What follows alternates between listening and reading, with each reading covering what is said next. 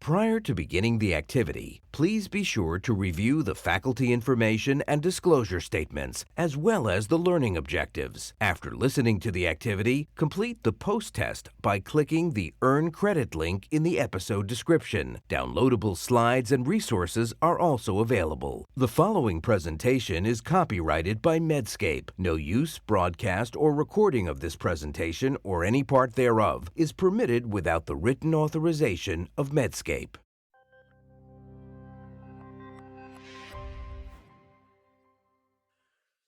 Okay, this is communication and trans-theoretical model of change for nicotine cessation.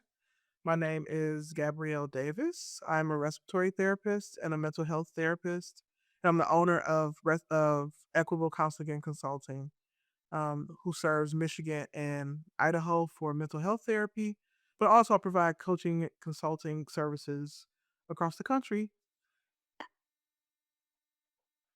So the trans theoretical model of change, of course, has been around for many, many years. It is useful when we are talking to folks about nicotine cessation. I've even used it when working with teens and kiddos. Maybe that's the same language per se. It has 5 different main stages: pre-contemplation, contemplation, preparation, action, and maintenance. In pre-contemplation, you want to be mindful that if the patient or the client that you're speaking with is coming into a hospital, that they might have a little bit of anger when talking about nicotine cessation, right? Normally, when people are admitted into the hospital, unless it's for a predetermined procedure, it is a surprise, right? And so, in pre-contemplation stage, they might have been forced to quit. So just be mindful of pre-contemplation if they have been admitted to the hospital. You might not want to have that conversation while they're still in the ER, or even maybe the first 24 hours. In pre-contemplation, they are not considering quitting in the coming months. So the goal here will be to raise awareness and not be judgmental about where they are. The other thing that's important with pre-contemplation and really all of these stages is to avoid shame, fear, and guilt-based conversation, right? And so historically, um, when we learn as a clinician and we learn someone smokes, our immediate thing is to say like, hey, you should really stop, and then name all the health conditions um, that come along with that. And that is important that we name those health conditions, but we shouldn't use shame, fear, or guilt. And sometimes we don't use those on purpose. So just be mindful of language as you start to have these conversations. In contemplation, that means this person has been thinking about quitting in the next 6 months or a predetermined date. Um, be sure when you ask them about the date that it doesn't have to be a definitive date, right? It shouldn't be May 7th of 2026. Right? Sometimes they might have an event. I want to quit by my birthday, or I want to quit before my granddaughter is born. Right? If you are in a hospital or if you are in the office, this is a good time to study the birth date beyond it just being an identifier. Right. So a lot of folks like tend to go towards birth dates or anniversaries or things like that. And be sure to do that in advance versus like, hey, what about your birthday? Um, if the patient or the client has supports with them, that could be family, friends, other clinicians in the room that they trust. They might jump in with encouragement. This is something to be mindful of if you are if the patient or the client that you are talking to is part of the global majority. People of global majority is a term that has replaced BIPOC, for instance, to talk about communities of color. People of global majority or communities of global majority are collectivist, and having family, friends, or people in the room is oftentimes helpful, as they tend to make decisions that will impact them and other people. And so collectivism um, could be helpful in contemplation stage because there will be a lot of encouragement.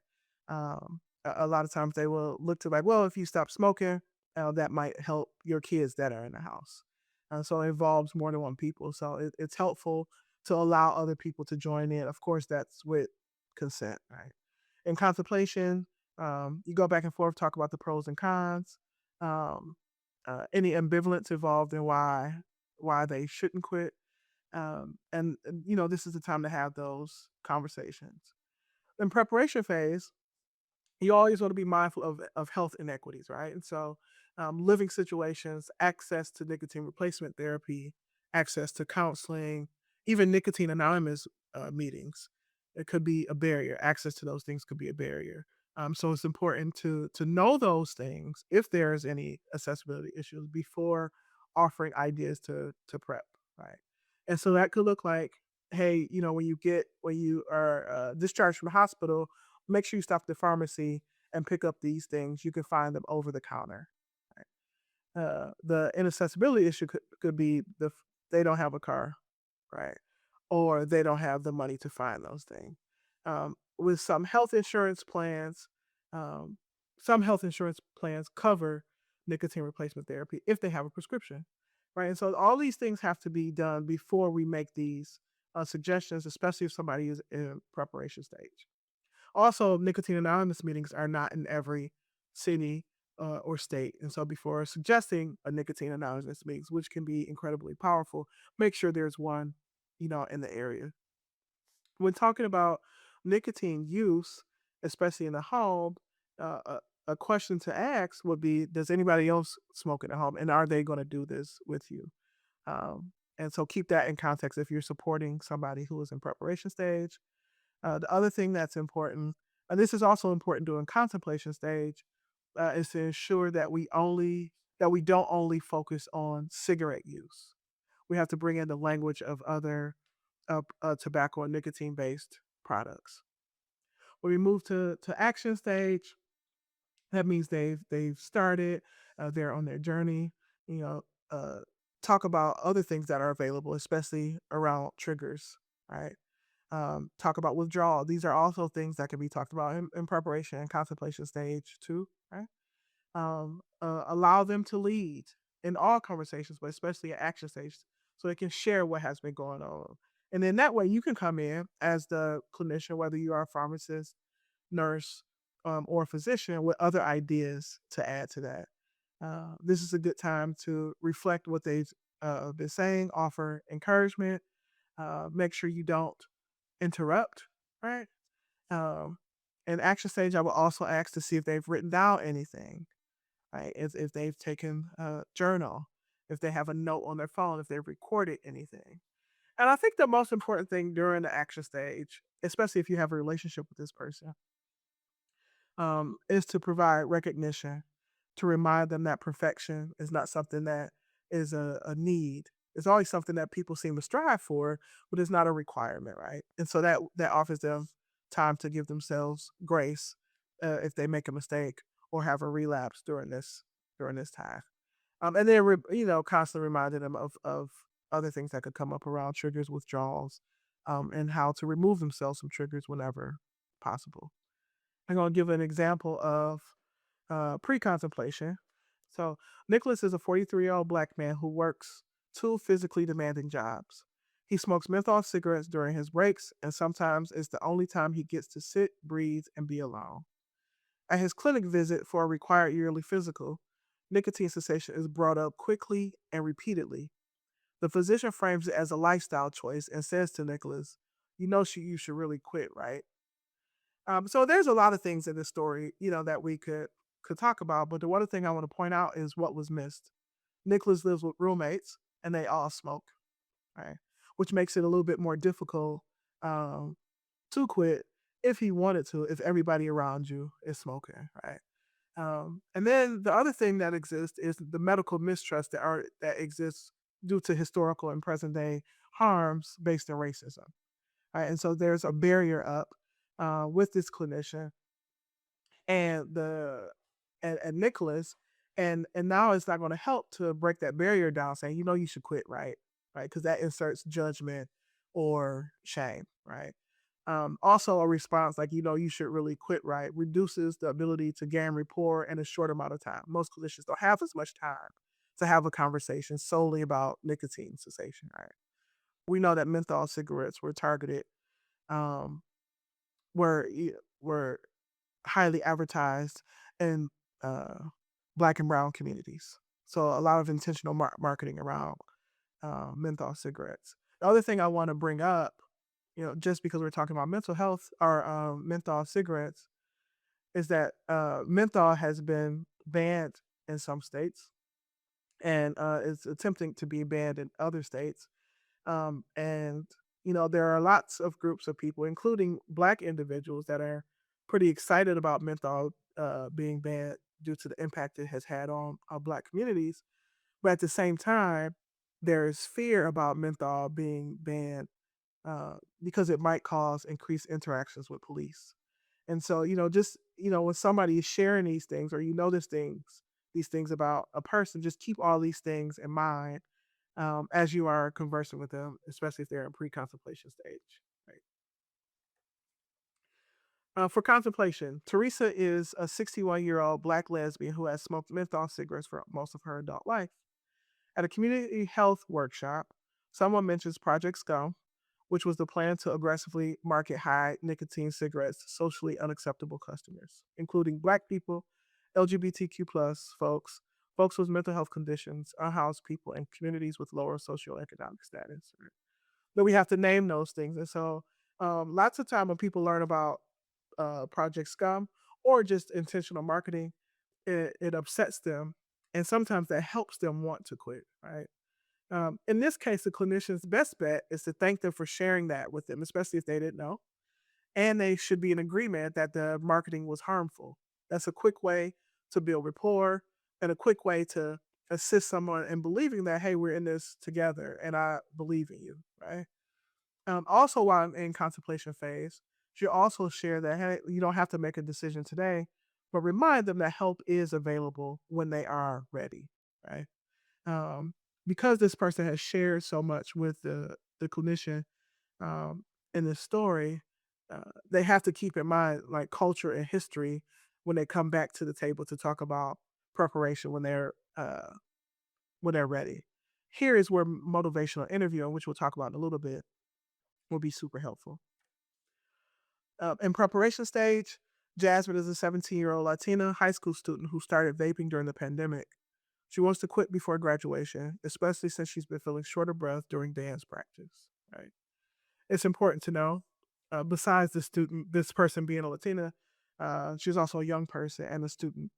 If you are serving the pediatric population, um, having numbers and resources solely focused on youth would be helpful, having them available. We know that nicotine replacement therapy has not been historically or often used with people under 18.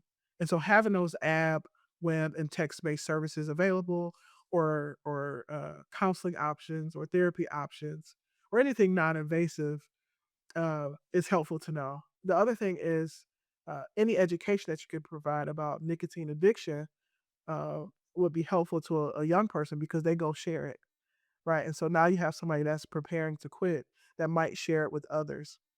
The other thing that's important in this stage, especially if it's a young person, is if they have a parent or a caregiver in the room, that you still are talking with the young person and not necessarily directing all your questions and answers to the parent or caregiver only. In action stage, Brittany is a 34-year-old person living on a fixed income due to chronic physical disability.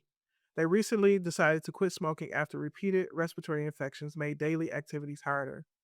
They don't have consistent transportation and rely on a corner store near the apartment for most purchases, including cigarettes, which are heavily advertised there. Brittany has been cutting back and has started using nicotine gum when she can't get it for cheap. When she can get it for cheap. Okay. And so, action stage, I would say the most important thing here is to celebrate the action being taken. Right. This is especially important when we are dealing with people in minoritized identities or multiple minoritized identities. It doesn't say this here, but Brittany is a non-binary person, and you can't be sure that they feel safe enough to have these conversations with everybody, or that they are being celebrated from doing something that could be viewed as the bare minimum. The other thing is to keep in mind social economic status and sometimes what judgment is like. And so this person, for instance, is a person I saw for mental health therapy, and they talked about doing these things. And I was really excited for them, and we celebrated. We talked about how far they have come on their road to recovery from addiction. And they talked about the judgment they received because um, they didn't have enough money to buy gum and lozenges on a regular basis, but they were able to still buy cigarettes, right? And so, keeping that in mind, not, we shouldn't say like, hey, if you quit smoking cigarettes, then maybe you could afford gum and lozenges. Those are not conversation. You could talk about the price of both, but should not necessarily uh, use any language that could look like judgment, right? Or could look like shame. The other thing that's important at action stage, if somebody is using gum or lozenges, to make sure they're using it right. And so oftentimes nobody reads the box or the package that the gum and lozenges come in. They treat gum like another piece of gum or bubble gum, and they treat lozenges like candy. And we know you don't use those the same way. So make sure you encourage them uh, to use it right, to read the instructions. You can tell them the instructions, write it down, or whatever works best for them. But that is key here. And again, talking about triggers is very important during the action stage. And finally, maintenance stage. Harold is a 69-year-old man who quit smoking 2 years ago after a heart attack.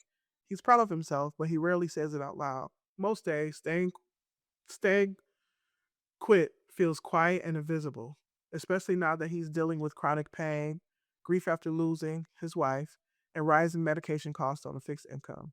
Harold lives in a rural area with limited access to healthcare, few community resources, and social interactions. Right. It doesn't say this here, but Harold is 69 years old. He's a white man and he was a miner and now lives in the mountains. And so, even, to get most things, it's a feat to get most things, but he's not surrounded by family members. His house is far away from other people. And so any interaction he needs hopefully is positive, right?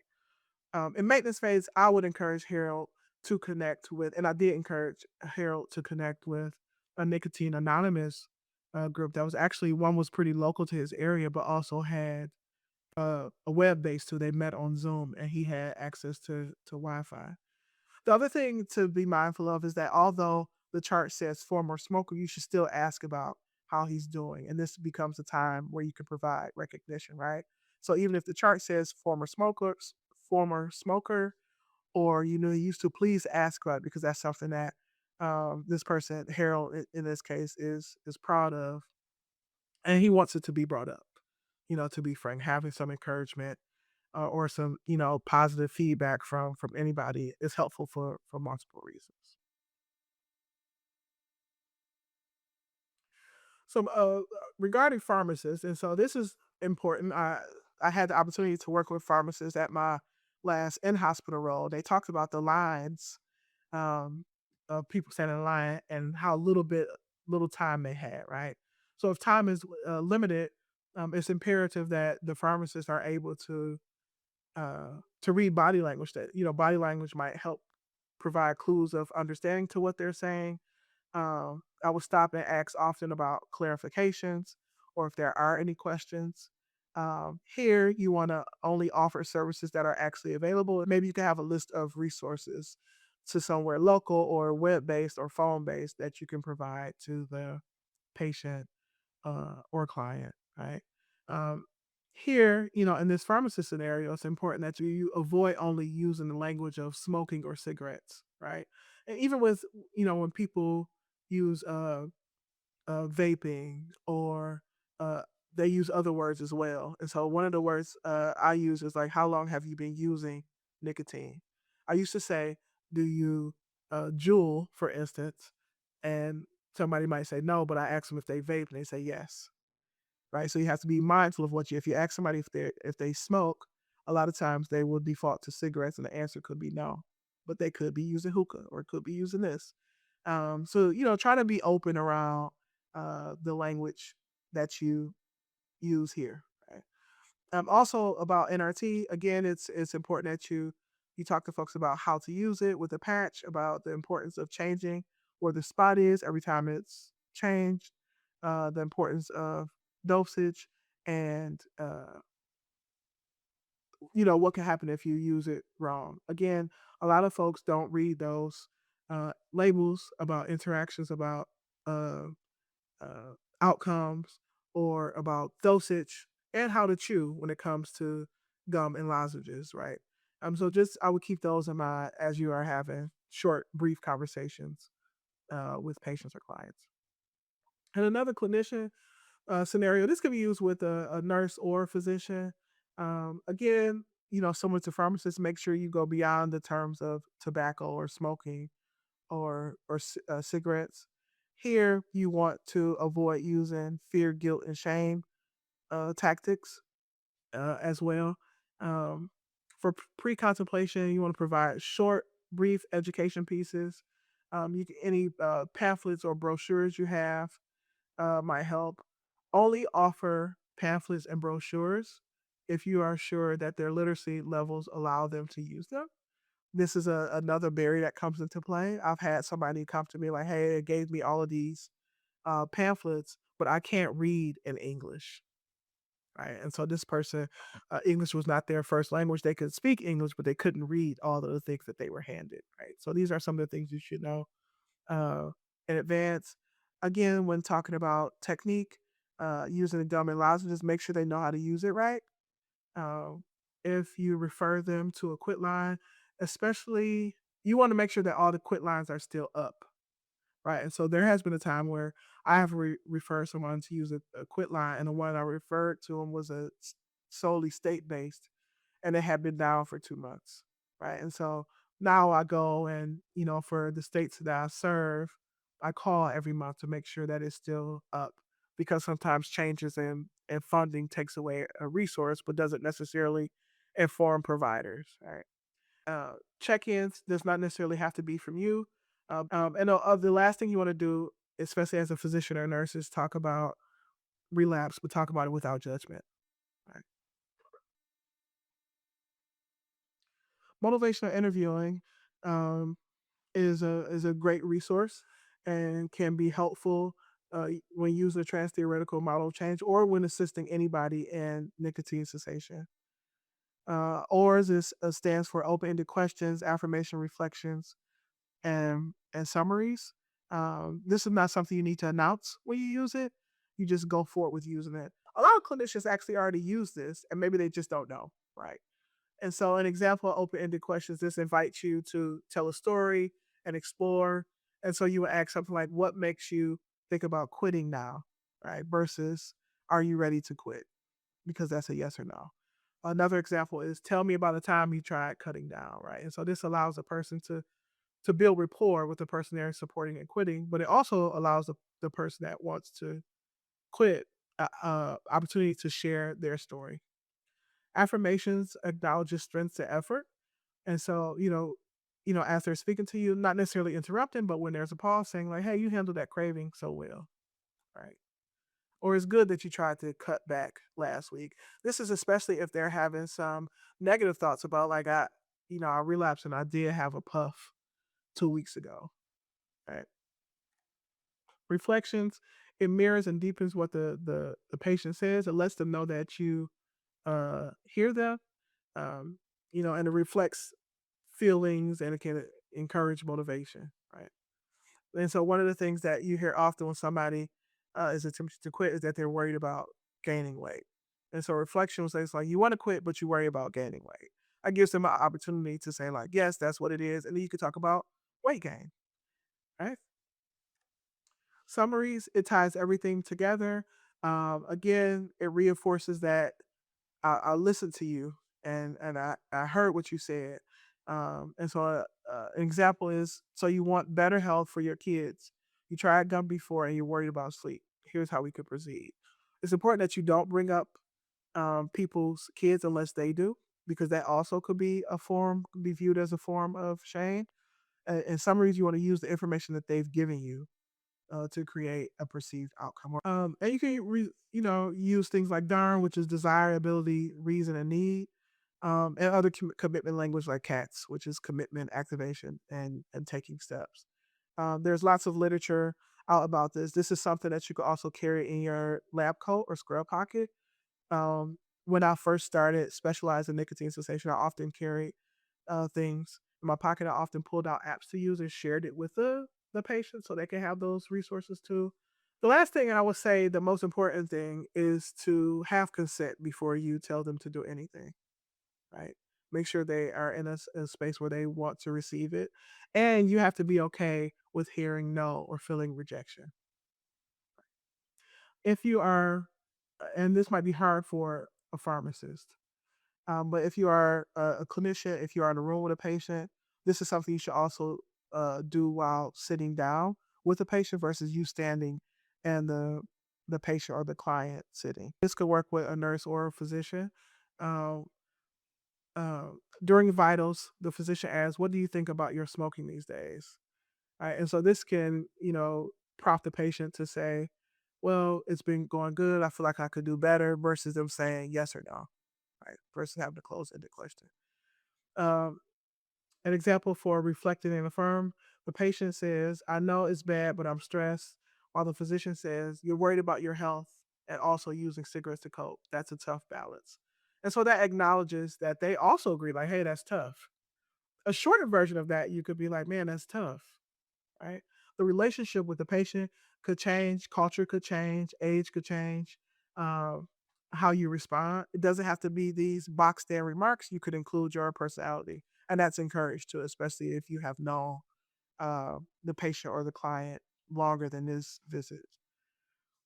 Summarize. You could summarize the pros and cons. You could use a readiness 1 to 10 scale about how ready you are to quit in the next month, especially if they bring up the date of next month. And then plan and arrange. If they are wanting to set a quit date, um, usually you will hope within the next few weeks you can start recommending NRT now. If they have insurance, you could write a prescription for it now so they can be prepared. If they are thinking about using nicotine cessation meds like bupropion, you could start that now. You want to start that one, 1 or 2 weeks in advance of the quit date. And you could provide, any referrals or other behavioral health resources like counseling, for instance, so they can start on their journey. Please only do these if they're available. If you don't have the access to refer them to somebody, especially a counselor, make sure you give them more than one because they might have a wait. And so if you talk about a counselor or, any form of behavioral health supports, make sure you say that there might be a wait, but you should still start on the journey.